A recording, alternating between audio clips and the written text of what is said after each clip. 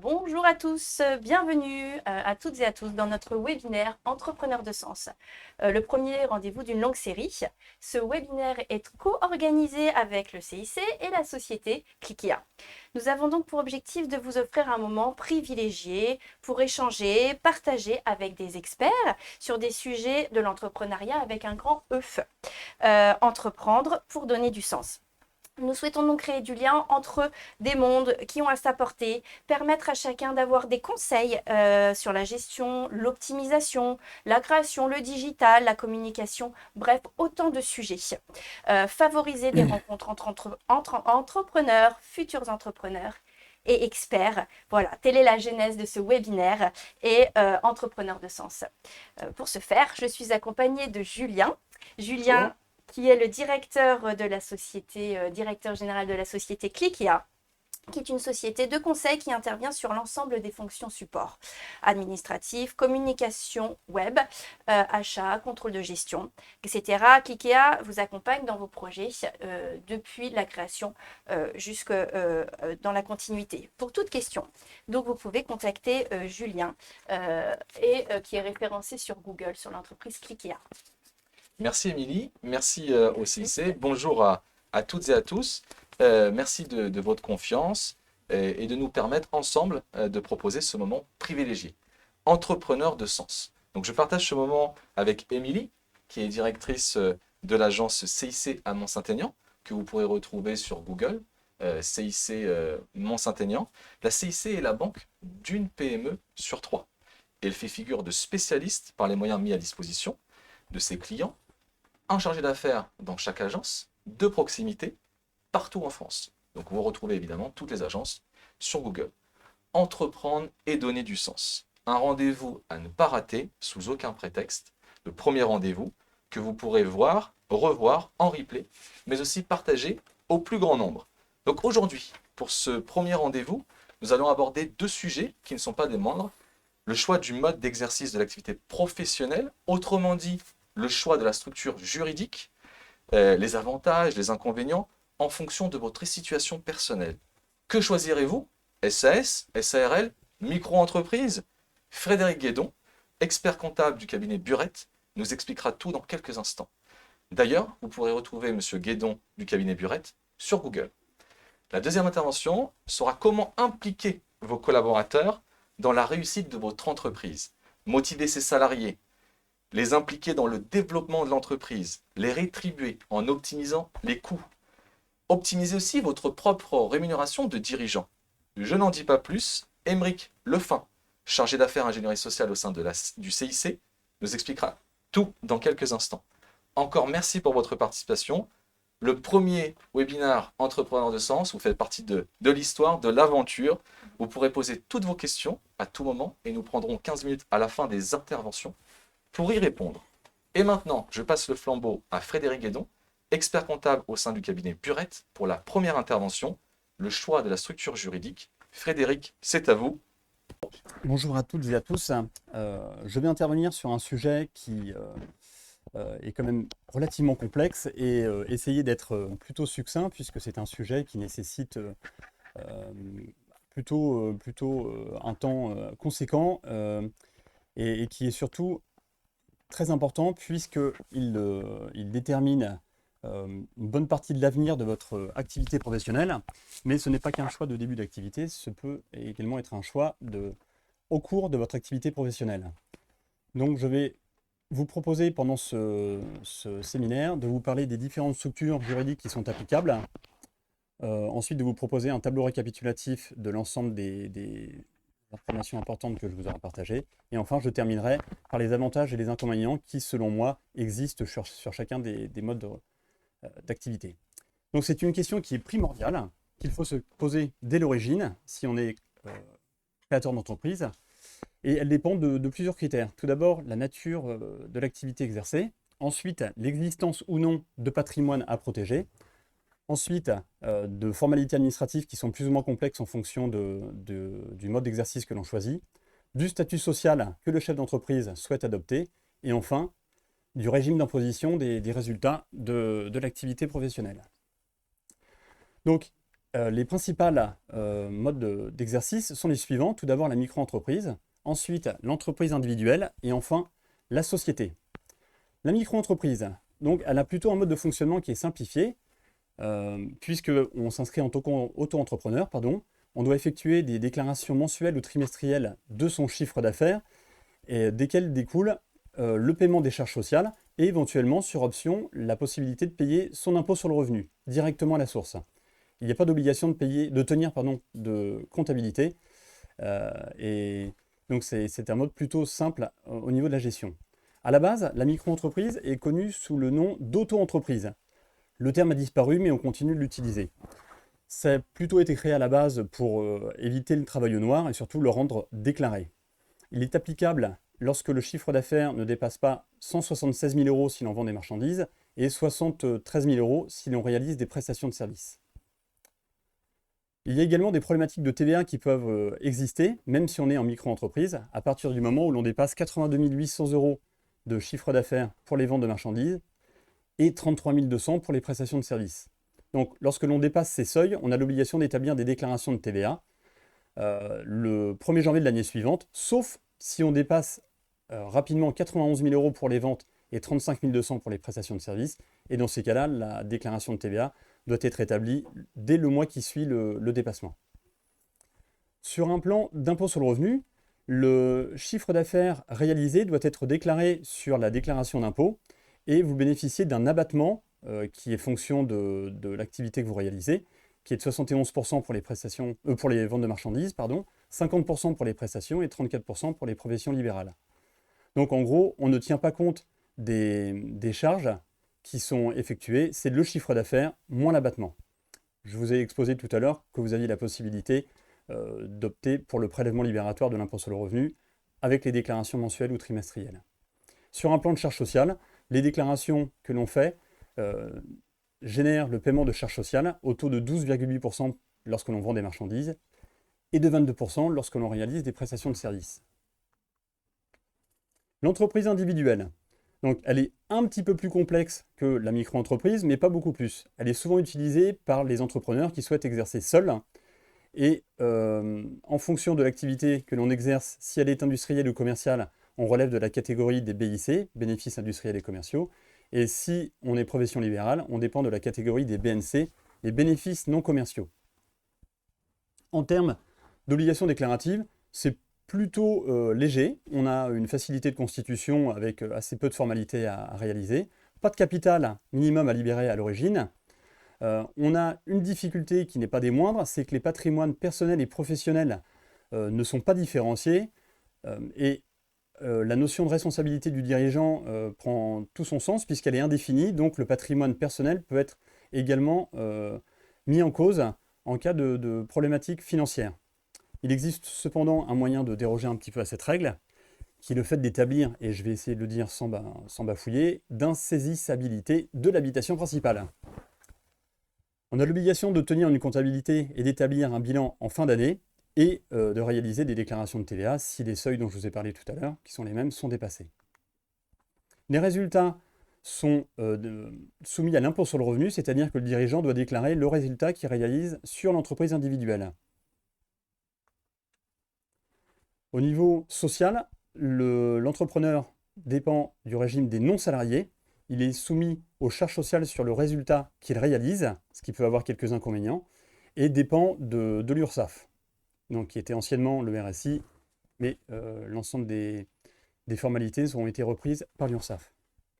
Il existe un cas particulier pour les entreprises individuelles, c'est celui de l'entreprise individuelle à responsabilité limitée, l'EIRL. C'est un fonctionnement qui est à mi-chemin entre l'entreprise individuelle et la société. Elle permet tout d'abord d'opter pour l'impôt sur les sociétés, ensuite de déclarer le patrimoine professionnel afin de limiter la responsabilité uniquement à ce patrimoine professionnel. Les sociétés. Alors, il existe deux types de sociétés, les sociétés civiles et les sociétés commerciales. Les obligations sont un peu plus complexes que la micro-entreprise et l'entreprise individuelle. Il y a l'obligation de rédiger et d'enregistrer des statuts. Il y a l'obligation de tenir des assemblées générales, éventuellement de faire des pactes d'associés, des conventions, des baux, etc. Donc c'est un petit peu plus contraignant au niveau juridique, mais ce n'est pas infaisable.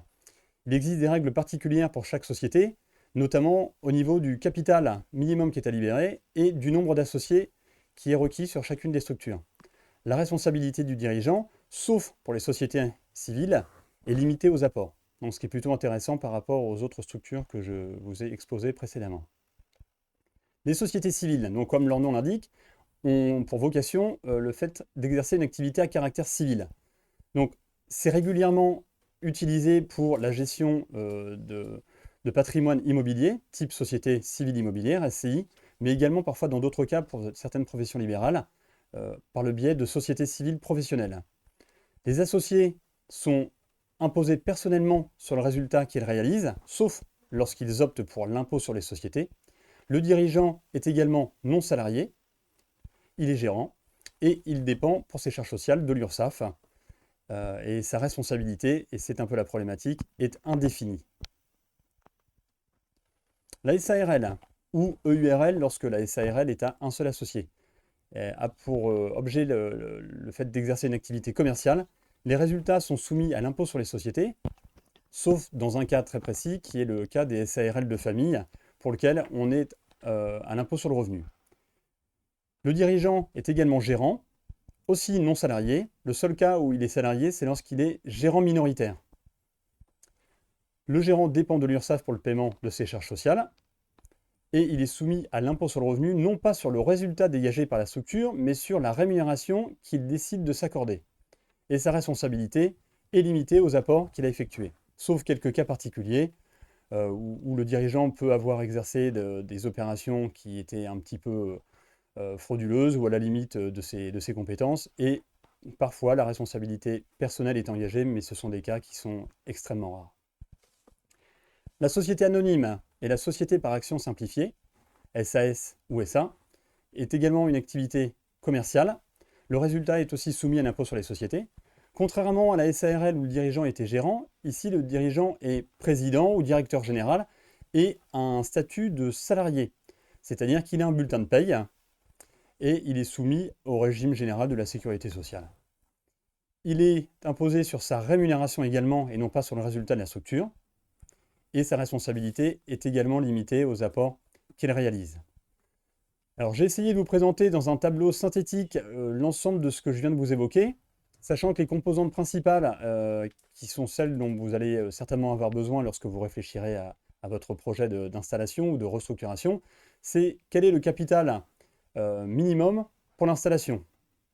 Ensuite, le nombre d'associés requis pour l'exercice de telle ou telle société, la responsabilité du dirigeant, l'imposition des résultats, le régime social du dirigeant, donc sur quelle base il va être imposé, il va être soumis aux charges sociales, et le régime fiscal, pour savoir sur quelle base il va être imposé à l'impôt sur le revenu. Donc ce tableau-là reprend les éléments que je vous ai cités, donc je ne vais pas forcément m'y attarder un peu plus. Vous aurez certainement accès au PowerPoint dans un second temps et pourrez le détailler. Alors, les structures ont chacune des avantages et des inconvénients, selon moi, qu'il est important de connaître. Je vais les prendre dans l'ordre. Donc, la micro-entreprise présente un certain nombre d'avantages puisqu'elle est extrêmement simple à mettre en place. La création de l'activité se fait sur une simple déclaration sur Internet. Le niveau de charges sociales et charges fiscales est faible. On est quand même sur des niveaux qui sont inférieurs à ceux qu'on a dans les sociétés. Donc ça, c'est plutôt un avantage. On ne déclare pas de TVA lorsque l'on se retrouve sur des petits niveaux d'activité. Et enfin, il n'y a pas l'obligation de tenir une comptabilité en bonne et due forme. En revanche, ce type d'exploitation présente un inconvénient qui est majeur pour moi, c'est le fait qu'on est limité dans le chiffre d'affaires qu'on peut réaliser. Ce qui veut dire que le souhait de chaque entrepreneur, c'est de réussir. Et là, on se retrouve bloqué dans le niveau de facturation auquel on peut prétendre pour être dans l'activité de micro-entrepreneur. Et surtout, et deuxième point, ça paraît un petit peu moins sérieux aux yeux de certains clients, que d'être sur une activité d'entrepreneur individuel ou de société. L'entrepreneur individuel, donc lui, n'a pas de capital à verser, des formalités juridiques qui sont extrêmement faibles et une simplicité d'activité lorsque l'on exerce seul. En inconvénient, on a une responsabilité qui est illimitée. On n'a pas la possibilité de piloter sa fiscalité puisque l'on est imposé à l'impôt sur le revenu et aux charges sociales sur le résultat qu'on réalise. Ce qui veut dire qu'on peut se retrouver avec des activités, des niveaux d'activité très importants qui génèrent l'année suivante des charges sociales importantes à payer, alors que l'activité peut avoir été réduite. Donc on a souvent affaire à des fluctuations de résultats qui peuvent être assez compliquées à gérer en termes de trésorerie. Et on a l'obligation de tenir une comptabilité et d'envoyer une liasse fiscale à l'administration, qui peut être considérée comme un inconvénient, même si ça permet quand même de faire le point de manière un petit peu formelle au moins une fois par an. L'EIRL, l'entreprise individuelle à responsabilité limitée. Donc il y a à peu près les mêmes avantages que l'entreprise individuelle dont je viens de vous parler. On a cette fois-ci une responsabilité qui est limitée, puisqu'on a fait la distinction entre les patrimoines professionnels et personnels. On a la possibilité d'opter à l'impôt sur les sociétés, ce qui est quand même un choix assez pratique. Et si on fait ce choix-là, on peut piloter sa rémunération, puisque comme dans une société, le dirigeant peut choisir son niveau de rémunération. Et donc, connaître quasiment dès le 1er janvier quelle sera la rémunération sur laquelle seront calculées les charges sociales et l'impôt sur le revenu. En inconvénient, les formalités juridiques de constitution sont assez complexes, mais pas infaisables non plus, mais un petit peu plus complexes. Et on a des formalités juridiques qui sont assez proches des sociétés, avec l'obligation de tenir des assemblées et de déposer des comptes. Et on a également l'obligation d'envoyer une liasse fiscale à l'administration tous les ans. La SARL présente l'avantage d'avoir une limitation de la responsabilité, permet d'être à l'impôt sur les sociétés et de piloter sa rémunération, comme pour le IRL, afin d'avoir éventuellement des charges sociales et d'impôt sur le revenu qui ne varient pas beaucoup en ayant une rémunération plutôt linéaire d'une année sur l'autre. Les charges sociales sont également moins élevées que lorsque l'on a un statut de salarié. En revanche, pour la SARL, les dividendes que l'on distribue sur le résultat dégagé à la fin de l'exercice sont également soumis aux charges sociales et assimilés à de la rémunération. Le formalisme juridique est également un peu plus complexe. On doit tenir les assemblées générales, déposer les comptes et envoyer une liasse fiscale à l'administration. L'inconvénient qui va en face des charges sociales moins élevées que le régime de salarié dont je vous ai parlé, c'est que si on paye moins, on est bien souvent moins bien couvert. Donc, pour avoir une couverture équivalente à celle d'un salarié, on a bien souvent l'obligation de prendre des contrats complémentaires de prévoyance ou de retraite, et de retraite même d'ailleurs, qui permettent de relever un petit peu le niveau de garantie. Mais forcément, de cette là, ça amoindrit le fait que le coût soit moins élevé. La SAS a une limitation de sa responsabilité. On n'a pas de capital minimum requis pour la constitution. On est à l'impôt sur les sociétés. Et contrairement à la SARL, les dividendes distribués au président de SAS ne sont pas soumis aux charges sociales. Ça ne va peut-être pas durer longtemps, mais pour l'instant, c'est toujours le cas. Ce qui est quand même un avantage sérieux par rapport à la SARL. On peut également, en décidant de la rémunération que l'on s'accorde, arbitrer la rémunération entre les dividendes et les charges sociales. Et les statuts qui sont créés dans une SAS sont un peu plus souples que ceux d'une SA ou d'une SARL et permettent de fixer quelques règles du jeu un petit peu plus librement que dans les autres structures. On a également un statut de salarié qui nous permet d'avoir des garanties un petit peu plus importantes que celles du non-salarié pour le gérant majoritaire. Le formalisme juridique, en contrepartie, est un petit peu plus complexe que la SARL. On doit également envoyer une liasse fiscale à l'administration et un coût social, bien évidemment, qui est plus important que le gérant non salarié. L'ASA présente à peu près les mêmes caractéristiques, une limitation de la responsabilité. On a l'impôt sur les sociétés, les dividendes distribués ne sont pas soumis aux charges sociales, pas encore. Donc là, on est à peu près sur le même niveau d'avantage que l'ASA, et idem pour les inconvénients. Le plus important étant le coût social qui est plus élevé que pour le non-salarié. En conclusion, donc, je peux vous préciser que ce point-là est quand même primordial. Les choix sont complexes à réaliser. que ce soit lors de la constitution ou même en cours de vie, puisque le choix peut être opéré également en cours de vie. Il y a des incidences assez nombreuses, que ce soit sur la mise de départ qui est à réaliser au début, sur les formalités que vous pourriez avoir envie d'avoir ou de ne pas envie d'avoir. La responsabilité du dirigeant est également très importante, puisque je pense qu'aucun d'entre vous n'a forcément envie d'engager la responsabilité personnelle sur ses biens personnels. Et les incidences existent aussi sur le régime social, pour le calcul des charges sociales, et fiscales, sur la détermination de la base à imposer à l'impôt sur le revenu. Donc je vous rappelle que les experts comptables sont disponibles pour vous accompagner pour ces choix qui, vous l'aurez compris, ne sont pas évidents.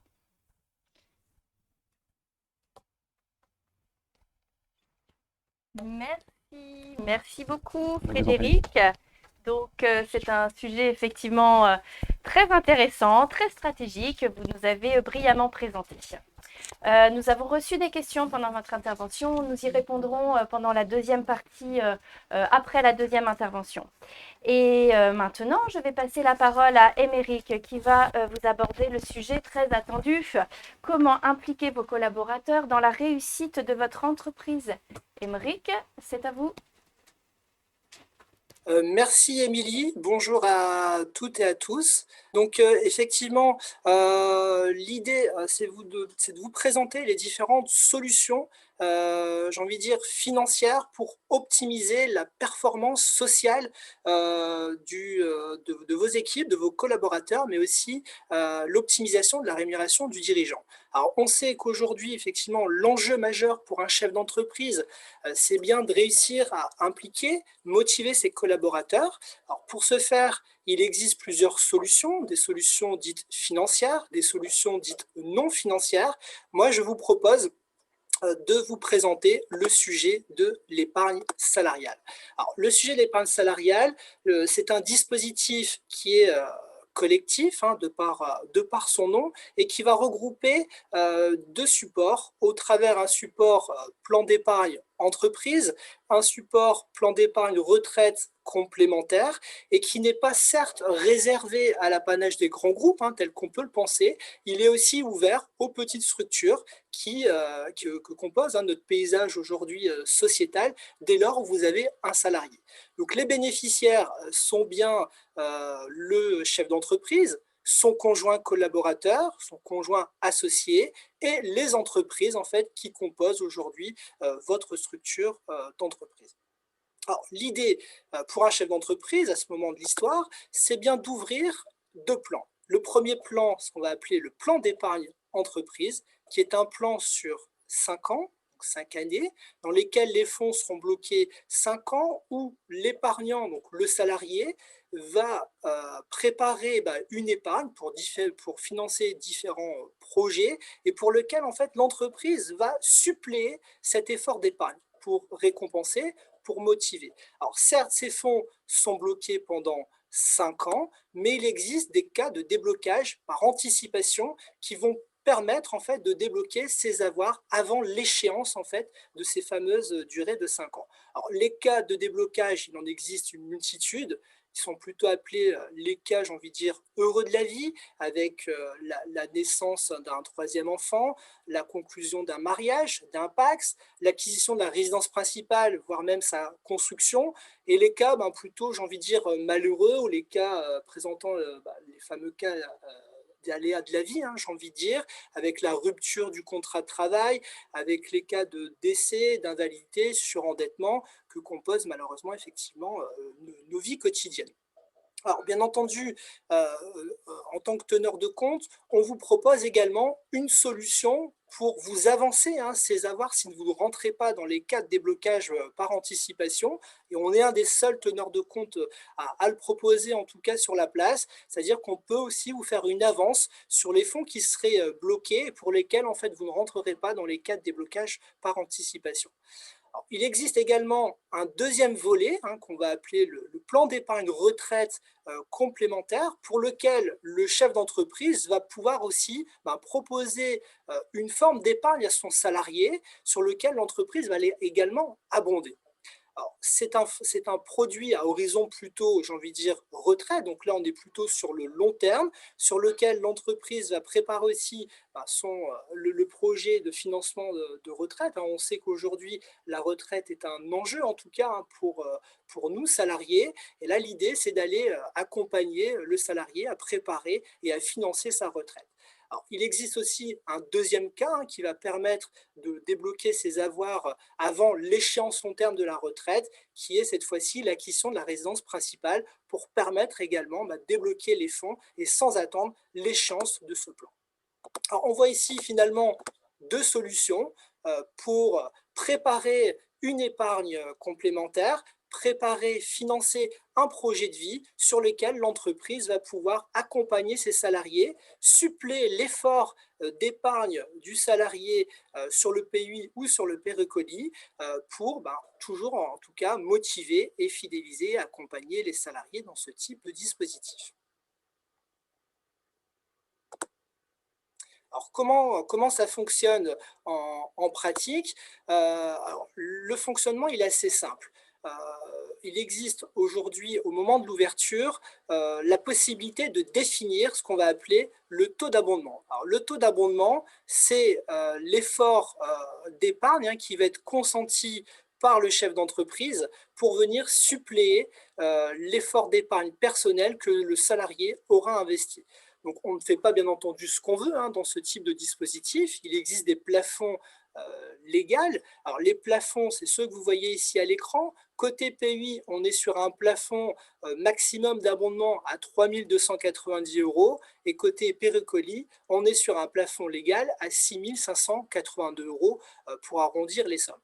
Globalement, en illustration, pour faire très simple, pour que le message passe assez simple sur ce type de précision, un épargnant qui investirait 100 en versement volontaire sur un P2E par exemple, avec un taux d'abondement qui est servi à hauteur de 300% sur ce type de dispositif. Donc ça veut dire que l'entreprise va aller enrichir finalement le taux de versement à hauteur de 300 € et l'épargnant, donc le salarié, va se retrouver avec un effort, avec un support d'un montant de 400 €. Donc finalement, un taux de rendement, un taux de rentabilité de 300%, si on peut l'exprimer ainsi, pour un support investi à 300 €.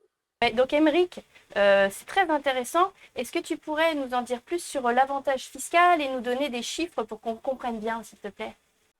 Alors bien sûr, effectivement, Émilie, tu fais bien de le souligner. L'attrait de ce dispositif, il repose effectivement sur la fiscalité de ce type de solution, dans la mesure où en fait, pour l'entreprise, elle va permettre d'optimiser en fait la rémunération de ses collaborateurs. Alors, vous, chef d'entreprise, vous le savez, distribuer une prime est très coûteuse.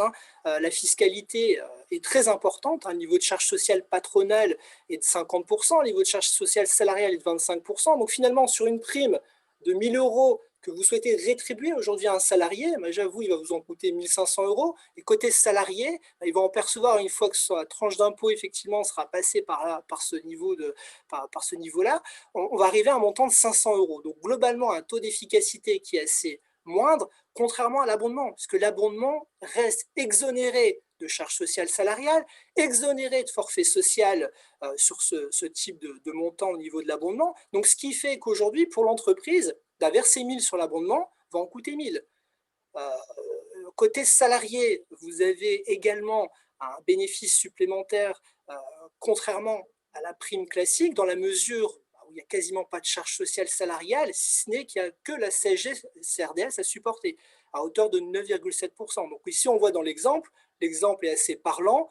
1 000 € d'abondement, c'est 900 € net côté P2E, exonéré en plus d'impôt sur le revenu, alors que contrairement effectivement à une prime classique, qui elle s'est chargée, imposée également sur le revenu, on voit le taux d'efficacité qui est beaucoup moins efficace. Effectivement, c'est un dispositif très très pertinent fiscalement, pas de charge sociale, pas d'impôt sur le revenu. C'est vraiment ce qu'il y a de plus intéressant. Est-ce qu'il existe une autre solution, Émeric? Alors oui, effectivement, on peut effectivement compléter par un autre dispositif. qui va venir, si vous voulez, c'est s'imbriquer dans le dispositif classique qui est le P2E PERCO. Donc là, l'idée, ça serait plutôt de présenter une solution pour accroître la performance de vos collaborateurs en fixant plutôt des objectifs collectifs et en rétribuant uniquement si l'objectif est atteint. Donc là, on va parler d'accord d'intéressement, de prime d'intéressement.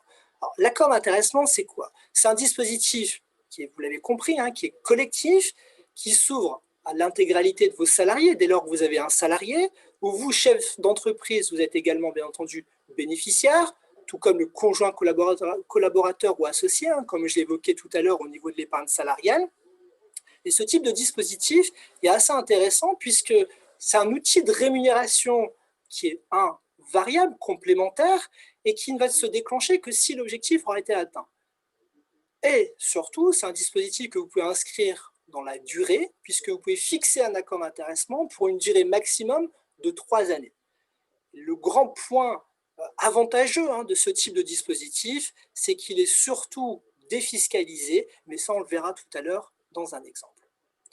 Alors concrètement, la mise en place de ce type de dispositif, finalement on va vous accompagner dans cette mise en place et on va aller adapter la mise en place d'un accord d'intéressement fonction de votre business d'activité. On va aller caler des objectifs liés à la recherche de gains de productivité, l'amélioration de vos résultats, en fixant un seuil qui déclenchera ou non la distribution d'une prime d'intéressement. Les objectifs, ils sont multiples, ils vont dépendre aussi bien entendu de votre business model. Alors, on parle souvent d'objectifs de gestion, donc on peut retenir des éléments liés à votre chiffre d'affaires, des éléments liés à votre rentabilité, en reprenant vos soldes intermédiaires de gestion, mais aussi des critères plutôt qualitatifs. Si vous souhaitez améliorer vos délais clients, la réduction de vos taux d'impayés, encore une fois, tout est propre à votre dispositif et on va aller l'adapter pour fixer ensemble le meilleur objectif qui correspond le plus à la réalité économique de votre modèle d'entreprise. Alors Aymeric, question encore un peu redondante, mais néanmoins primordiale. Quel est également l'intérêt fiscal? Alors certes, bien entendu, il y a un attrait fiscal, on l'a vu tout à l'heure au niveau de l'épargne salariale au titre de l'abondement, finalement il est reconduit sur la prime d'intéressement, dans la mesure aujourd'hui où la prime d'intéressement, elle reste exonérée de charges sociales côté patronal et absence de forfait social. Donc on revient finalement au même schéma de présentation présenté initialement, dans la mesure aujourd'hui où une prime d'intéressement versée pour 1 000 euros, pour vous, chef d'entreprise, va vous en coûter 1 000 euros. Et le gros avantage de cette prime d'intéressement, c'est qu'il y a une différence par rapport effectivement à l'abondement qui peut être servi, dans le sens où la prime d'intéressement, au niveau de son déclenchement, le salarié va recevoir ce qu'on appelle un avis d'option. Dans cet avis d'option, il aura 2 choix. Soit il se la fait payer, donc c'est un passage en paie, donc en bas de la fiche de paie, exonéré de charges sociales patronales, exonéré de charges sociales salariales, mais bien sûr, l'État va prendre un peu de fiscalité, donc il y aura un peu de CSG, CRDS, mais tout de même assez réduit avec 9,7%, qui passera à la caisse au niveau de l'imposition sur le revenu. Donc on voit sur le tableau un taux d'efficacité qui reste assez conséquent par rapport à la distribution d'une prime classique, ou alors il optera son choix pour aller le verser sur le dispositif qui peut être ouvert au niveau d'un P2E ou d'un PERCO. Et dans ce cas-là, gros avantage, c'est que sa prime sera exonérée d'impôt sur le revenu. Donc finalement, un taux d'efficacité assez conséquent, assez important, puisque là, on est sur un taux d'efficacité à 90%, sur 1 000 euros rétribués. On se retrouve avec un net de 903 euros pour cet exemple précis. Tout en sachant que l'entreprise peut même aller plus loin en proposant effectivement aussi à son salarié d'aller l'investir dans un P2E, et auquel cas, cette prime pourrait être également abondée, comme on l'a vu tout à l'heure, et bénéficier encore d'un complément de rémunération. Donc finalement, une solution assez complémentaire qui va permettre de fidéliser et de motiver vos salariés. Alors, je vous propose, c'est d'illustrer mes propos par un exemple, pour bien illustrer les conditions de mise en place et la manière dont on peut retranscrire ce type de dispositif. Alors, prenons l'exemple d'une entreprise ici avec 8 salariés. Le chef d'entreprise, lui, ici, dans cet exemple, il souhaite travailler sur la notion de rentabilité. Donc, et pour ça, il veut retenir un objectif de gestion qui lui est pertinent et qui va reposer sur son résultat courant avant impôt. Alors, l'idée, c'est de distribuer un mois de prime d'intéressement tout en associant, bien entendu, ses collaborateurs et en recherchant une motivation. Alors, pour ce faire, dans la conduite de la retranscription de l'accord d'intéressement, on va pouvoir travailler ici sur le seuil de gestion qui est le résultat courant avant impôt. Donc, soit on va retenir une moyenne à atteindre, qui correspond à la moyenne des 3 derniers exercices que vous avez réalisés, soit définir un taux de progression d'une année sur l'autre, et c'est ce qui va conditionner finalement ici le seuil à atteindre et qui déclenchera ou non la distribution d'une prime d'intéressement si l'objectif de gestion est atteint. L'enveloppe de versement, finalement, elle va correspondre au choix du budget du chef d'entreprise. Ici, ça doit correspondre à un mois de salaire. Donc, on va aller répartir par rapport au poste de rémunération global un pourcentage qui correspondra au versement d'un mois de rémunération qui sera réparti sur le salaire annuel brut de chacun des collaborateurs. Donc, finalement, ici, on répond à la volonté du chef d'entreprise. On met en place un dispositif collectif pour embarquer ses troupes et distribuer une rétribution optimisée dans lequel en fait on est sur du gagnant-gagnant. Merci Aymeric, c'était très clair et très intéressant. Concernant la rémunération alternative, puisque c'est le sujet, aurais-tu une autre solution à nous présenter ? Alors oui, Émilie, effectivement, il y a un panel de solutions. On pourrait passer un petit moment pour décliner l'ensemble des points qu'on pourrait voir, mais on peut aller encore sur un autre schéma de distribution, cette fois-ci, là qui consisterait plutôt à distribuer, c'est du pouvoir d'achat, mais immédiat. Alors, on le sait, les salariés ont besoin de cash. Le pouvoir d'achat aujourd'hui, c'est une vraie question, une vraie problématique. Et une solution alternative, elle pourrait reposer sur le titre restaurant. Les restaurants sont en train de réouvrir, les terrasses en tout cas réouvrent. Donc on pourrait effectivement se dire, voilà, mes collaborateurs, je mets en place aussi une solution collective qui va s'adresser à l'intégralité des salariés qui sont présents dans l'entreprise en participant à ces dépenses de repas. Donc là, on va aller favoriser son bien-être, sa qualité de vie. Côté chef d'entreprise, on valorise son entreprise et c'est aussi un outil de rémunération qui va être, bien entendu, complémentaire. C'est une solution qui est très simple à mettre en œuvre. On maîtrise son coût. La solution, elle est assez aisée dans le sens où on va mettre à disposition une carte pour asseoir finalement le solde qui va correspondre aux dépenses de votre collaborateur, où on sera dans un partage ici de frais, dans le sens où au niveau employeur, vous pouvez accompagner la distribution d'un panier repas jusqu'à 60% aujourd'hui du dispositif qui est présenté.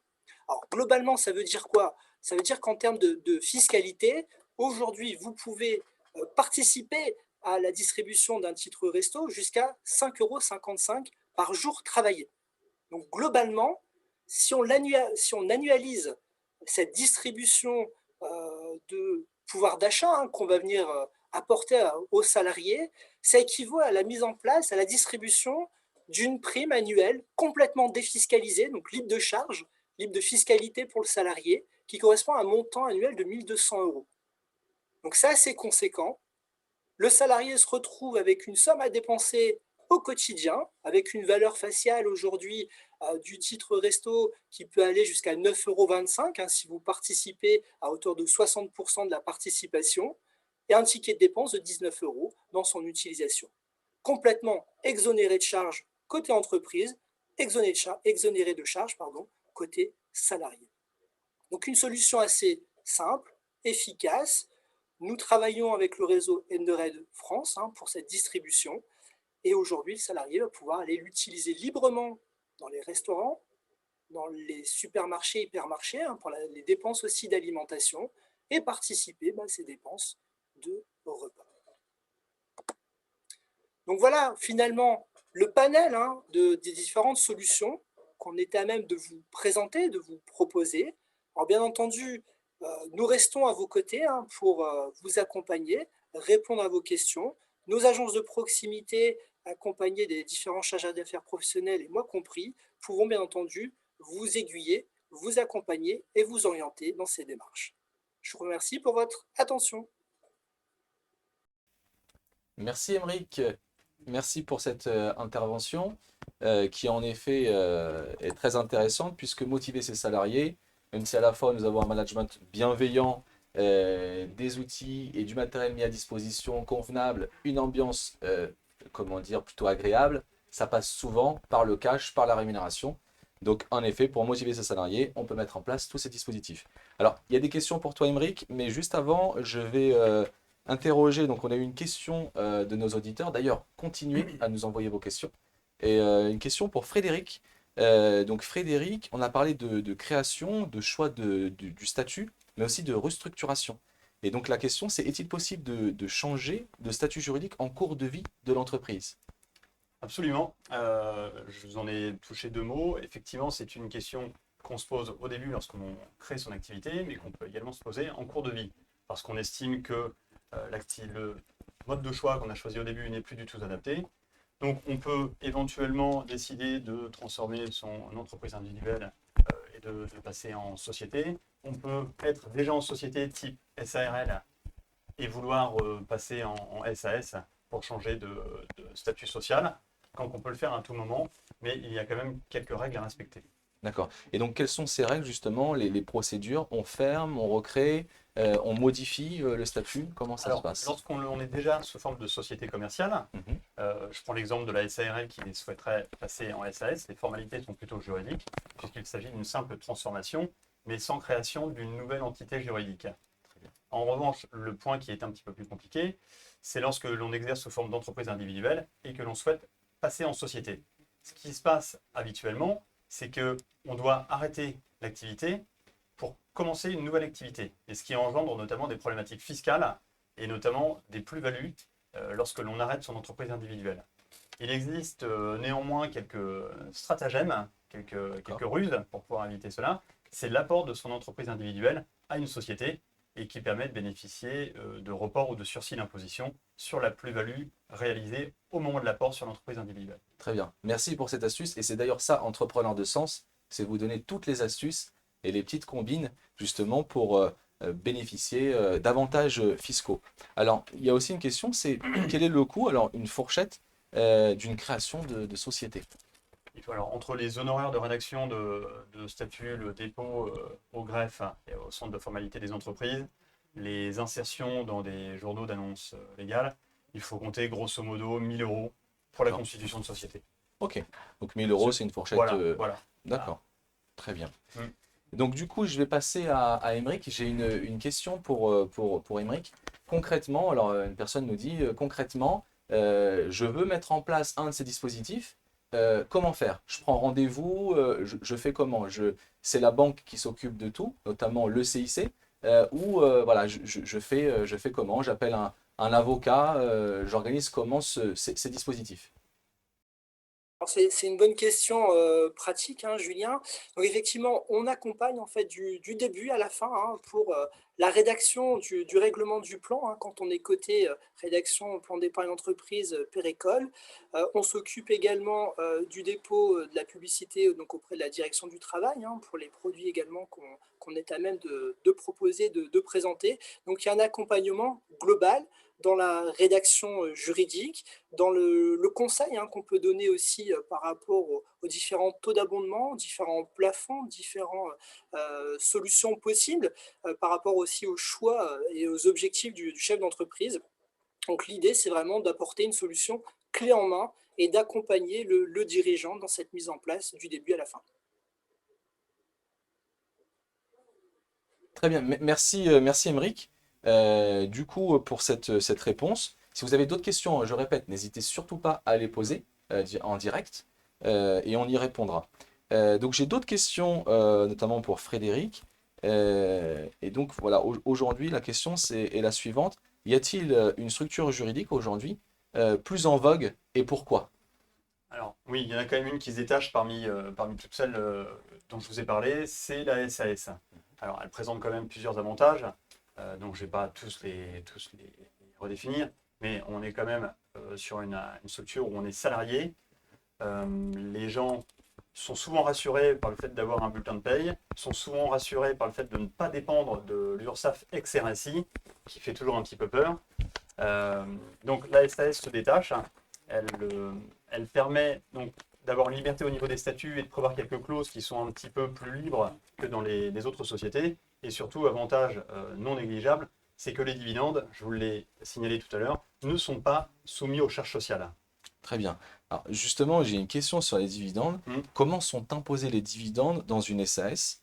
Et donc la personne nous dit, j'ai entendu parler de flat tax. Est-ce que vous pouvez nous en dire davantage? Alors la flat tax, c'est le nom à la mode pour parler de PFU, prélèvement forfaitaire unique. Donc les dividendes sont depuis 2 ou 3 ans maintenant imposés au taux de 30%. Donc ce taux de 30% comprend et l'impôt sur le revenu 12,8% et les prélèvements sociaux, CSG et autres, de 17,2%. Ce prélèvement est fait au moment où les dividendes sont distribués et les 12,8% d'impôt sur le revenu qui sont versés permettent de s'acquitter totalement de l'impôt et de ne pas avoir à repayer d'impôt en fin d'année. Ceci dit, si le contribuable dépend d'une fourchette d'impôt qui est plutôt faible, il est parfois intéressant d'opter pour l'ancien régime qui était l'imposition au barème progressif. Donc on bénéficie d'un abattement sur les dividendes que l'on perçoit et ensuite ils sont soumis à l'impôt sur le revenu de manière classique avec les autres revenus que vous pourriez avoir de type traitement des salaires ou du foncier, etc. Très bien. Et donc ça veut dire que là, concrètement, je verse 10 000 euros de dividendes. Si c'est le cas de la flat tax, je paye seulement 30% d'imposition. Voilà, 3 000 euros. On récupère 7 000 euros immédiatement qui Ok. seront dans la poche et qui ne seront plus fiscalisés. Et qui paye ces 30%? Le dirigeant ou la société? Alors c'est la société qui le paye pour le compte du dirigeant. D'accord. Voilà. Donc un avantage aussi, je pourrais Alors, dire. c'est psychologique, puisque en définitive, c'est comme si on percevait 10 000 euros et qu'on reversait 3 000 euros immédiatement. On est d'accord. Très bien. Mais merci, merci Frédéric pour toutes ces questions. Donc en effet, la structure juridique plus en vogue, on a parlé de la SAS. On a dit pourquoi. Vous retrouvez notamment les avantages et les inconvénients dans les PowerPoint. Voilà, donc s'il n'y a pas d'autres questions, alors je ne sais pas si la régie, pas de questions. Donc écoutez, moi ce que je vous propose, c'est du coup de vous dire au revoir. Donc on va accueillir à nouveau Voilà. Émilie qui nous Simplement rejoint. pour remercier C'est aussi ça. nos experts, donc Je vous en Frédéric, c'était vraiment très agréable cette collaboration. Émeric, c'était très clair et j'espère que chacun y trouvera l'intérêt au niveau de sa structure. Et puis, on souhaite vous donner rendez-vous pour la prochaine fois, car c'est vraiment Exactement. l'objectif de ces rencontres. C'est une première et on en espère beaucoup d'autres. Exactement. Donc vous serez informés très prochainement des nouvelles dates. Donc là aussi, restez connectés. On a vos coordonnées, on vous enverra les éléments. Vous aurez le replay que vous pourrez consulter, que vous pourrez partager. Si vous avez des idées d'intervention, des sujets précis à aborder, nous vous écoutons. Sincèrement, voilà, vous pouvez vous exprimer. C'est ça, entrepreneur de sens. C'est ce qu'on a souhaité avec le CIC et Clica mettre en place. Donc, entrepreneur de sens, c'est notre rendez-vous, c'est votre rendez-vous. Merci à toutes et à tous.